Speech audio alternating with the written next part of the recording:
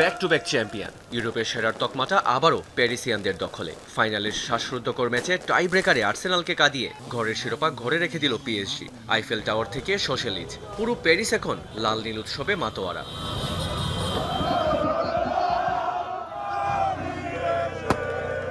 তবে প্যারিসের জয় মানেই তো ফুল অন ড্রামা।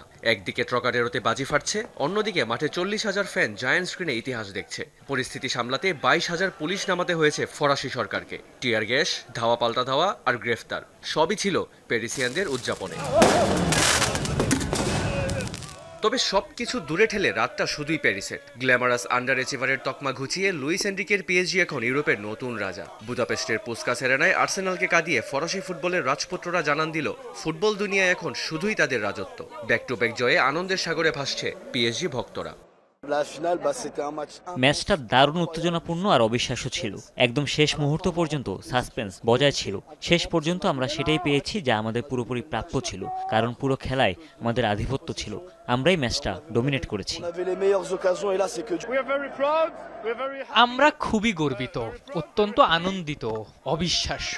পিএসজি এখন বিশ্বের সেরা দল, পরপর 2বার champion, back to back trophy. হয়তো আগামী বছর হ্যাটট্রিক হবে।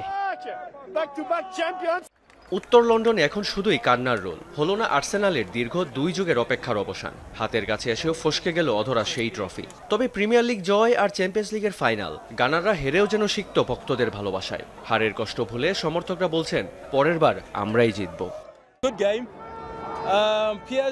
ম্যাচটা ভালো হয়েছে। সত্যি বলতে পিএসজি দুর্দান্ত খেলেছে, আমরাও বেশ ভালো খেলেছি, কিন্তু ভাগ্য আমাদের সহায় ছিল না। পেনাল্টি মানেই 50-50, যে কোনো দিকেই ফলাফল যেতে পারে।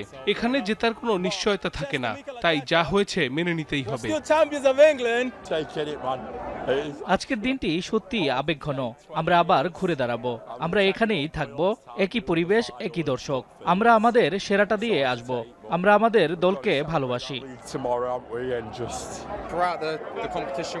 দিন শেষে আমার মনে হয় পুরো মৌসুম জুড়ে তারা অসাধারণ খেলেছে এবং আমি সত্যিই চেয়েছিলাম ট্রফিটা তারাই জিতুক। তারা সত্যি এটার যোগ্য ছিল। আমার চোখে তারাই চ্যাম্পিয়ন।